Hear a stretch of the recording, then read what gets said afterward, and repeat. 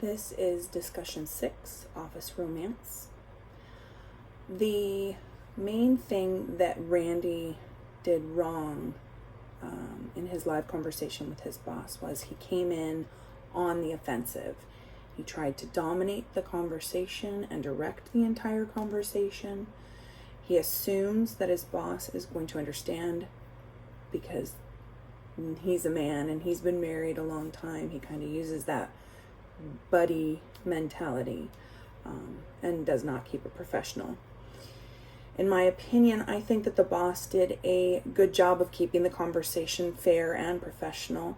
He immediately pointed out company policy on not only use of emails and personal use of emails, or using emails in a personal level versus using them only for business, but also to point out that relationships within the company were not allowed.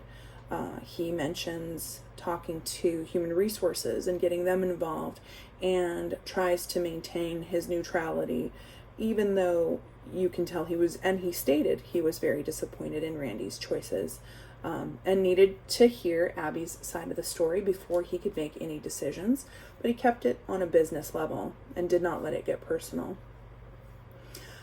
I think, obviously, the employer could have done a little bit better job of reinforcing the rules. Maybe, I don't know if they had an annual review of company policy, human resource policies on relationships, but also on personal emails and use of emails. Regarding Randy, he shouldn't have started a relationship at work, regardless of whether or not it was sanctioned by the company or allowed by the company. It's never a good idea. And obviously there was a fallout, and that's why it's not a good idea.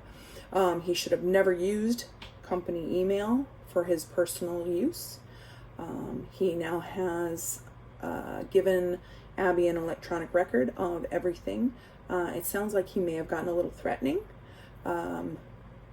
It's hard to say, but the way that he ran the conversation, it sounds like he said, "You're going to have to leave this team," versus, "We're going to have to work something out and see," like the boss did.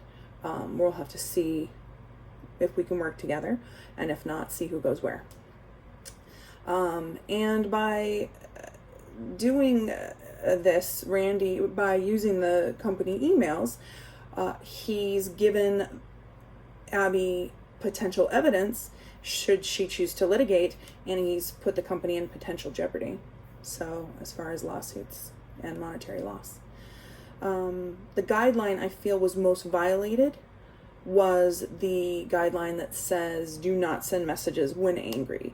He clearly had some inflammatory response by his need to come in and defend and make excuses for his own emails, and to try and drive the conversation in his favor and sell himself. This is what I did, but this is what she did. But I was clearly correct and she was wrong.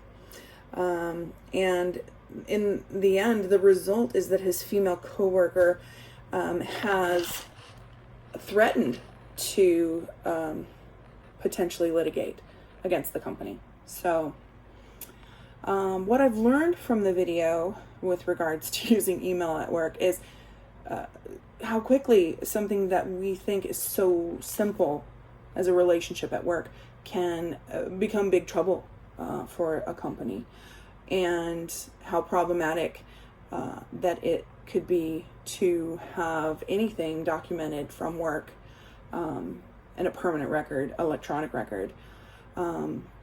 But I don't think any email should have been used at all, but definitely by using company email. Like I said, Randy has opened the company up to a harassment lawsuit. So, and I, for one, want to know what happened. Is there a follow-up? Is it just me?